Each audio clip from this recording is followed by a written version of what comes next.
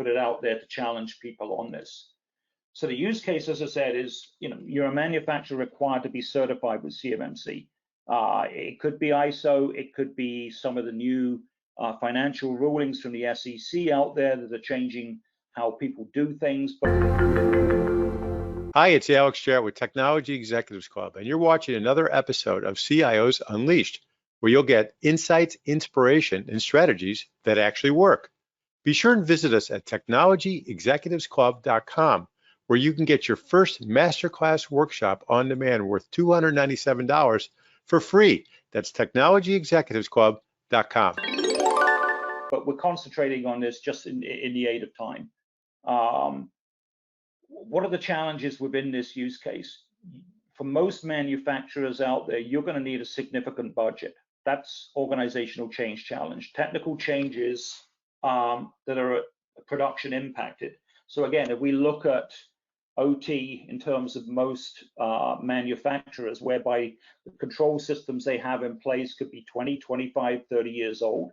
They're being run by very old operating systems and technology, and yet they have to up their game significantly and the way they work within those technologies. Suddenly now organizations are having to put in place policy, procedures, and processes and measure people against those. All very, very new, all driven by a regulation, all driven by cybersecurity. Retooling of manufacturing, coding, and data sharing.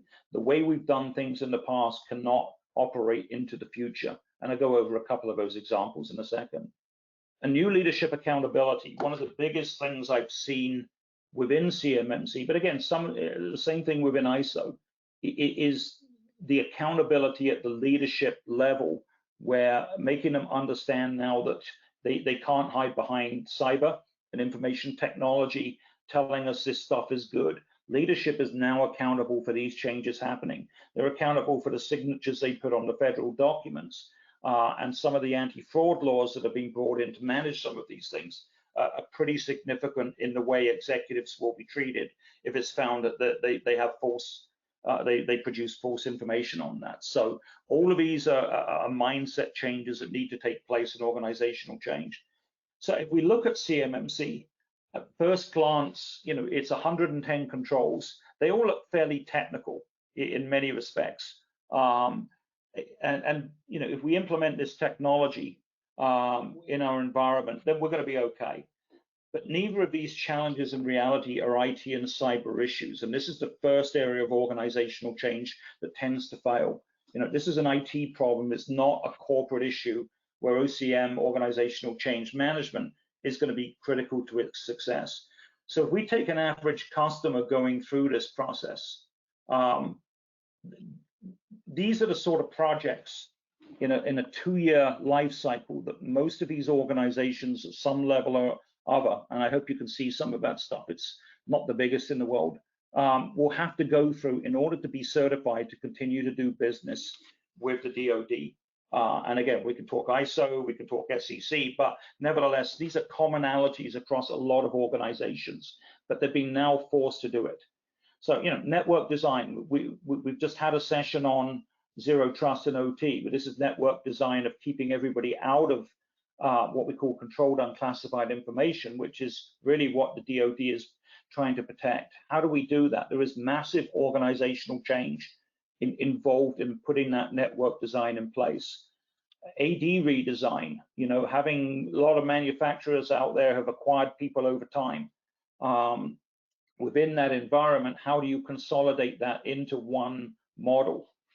Having to go from Office 365, for example, into the government cloud in order to put data into there, meaning you've either got to have a complete government cloud or people have got 2 workstations sitting on their desks. Identity and access, application strategy, bringing all of their legacy applications up to speed in order to continue to do business. I mean, we've seen people with ERP systems out there that are 15 years old.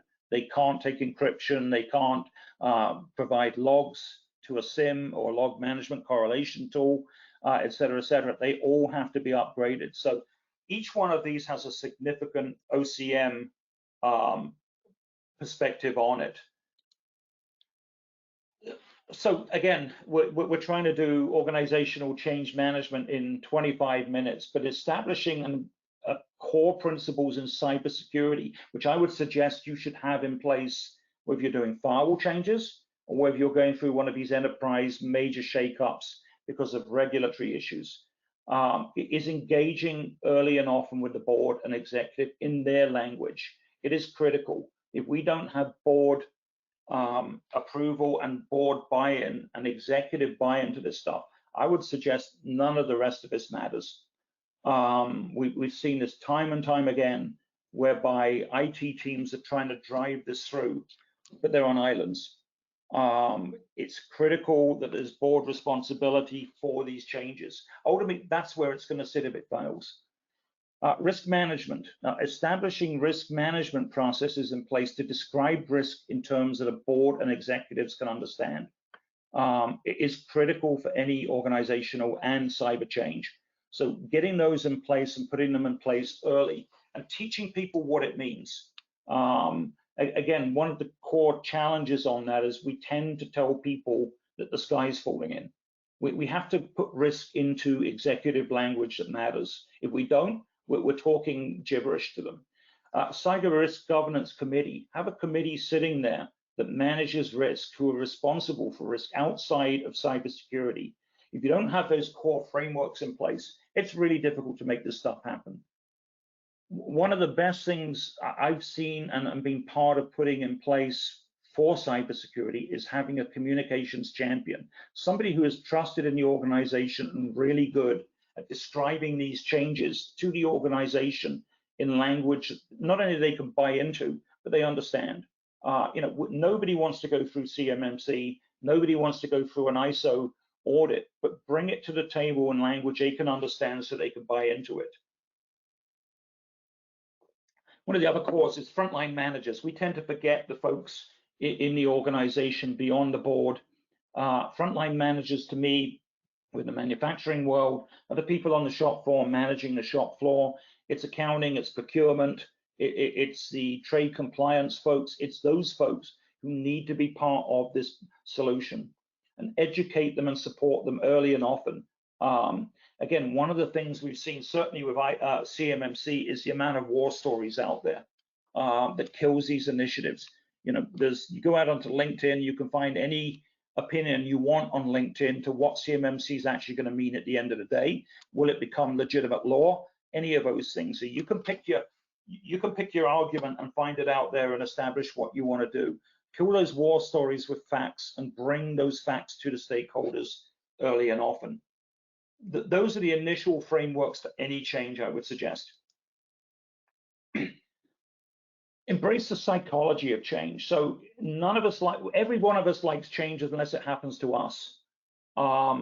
We hear this all the time in terms of people going through and recognizing there's 5 stages of grief. When CMMC first came out, the 5 stages of grief started at the executive level and then drilled down right the way through most organizations. We heard they're not going to do it, they can't do it, we won't do it. Let's see what they do. Where else can they go if we don't make it? We will do it, but we're going to do it our way. And all of these issues, I would suggest, become enterprise risk management issues, which we'll go over in a second.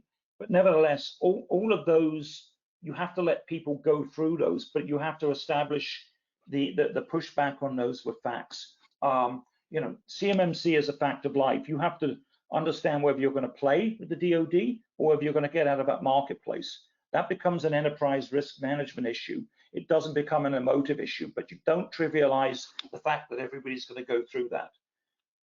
Don't again forget, one of the biggest challenge are those human emotions. People feel they may be made obsolete by these changes. They're experts in their area and things are going to change.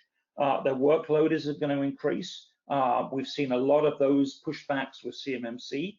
Suddenly people have been doing it the way they're doing it, and now they've got 5 other responsibilities.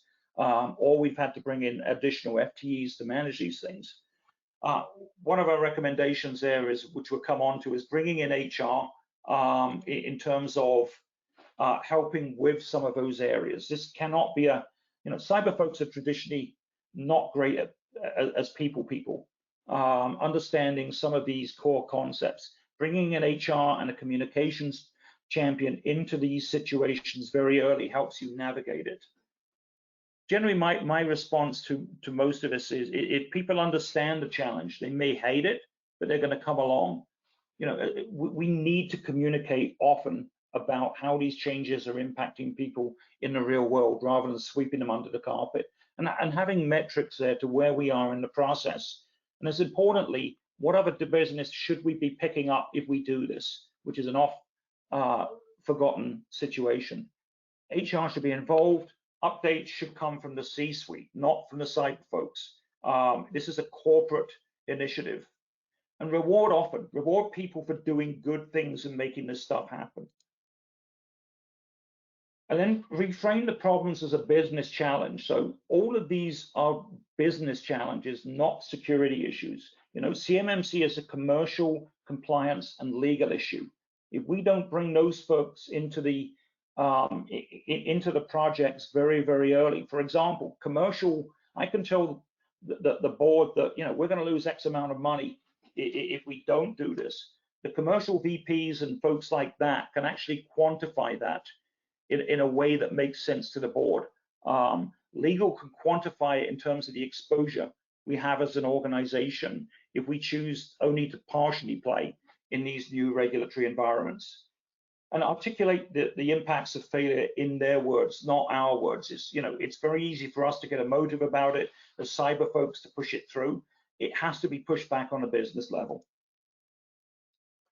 And again, join forces. You know, the most successful projects I've been involved with CMMC is actually where the commercial and legal folks own the projects, not the cyber and IT folks. Drive change upwards with revenue-based arguments and liability arguments, and downwards with quantitative and qualitative facts, so that IT cannot do this by itself. And form an organizational change management committee. Hi, it's Alex Jarrett, and thanks for watching another episode of CIOs Unleashed, brought to you by TechnologyExecutivesClub.com. If you liked today's episode, be sure and comment to join the conversation, and like, share, and follow. And don't forget, visit us at TechnologyExecutivesClub.com, where you can get your first masterclass workshop on demand worth $297 for free. That's TechnologyExecutivesClub.com.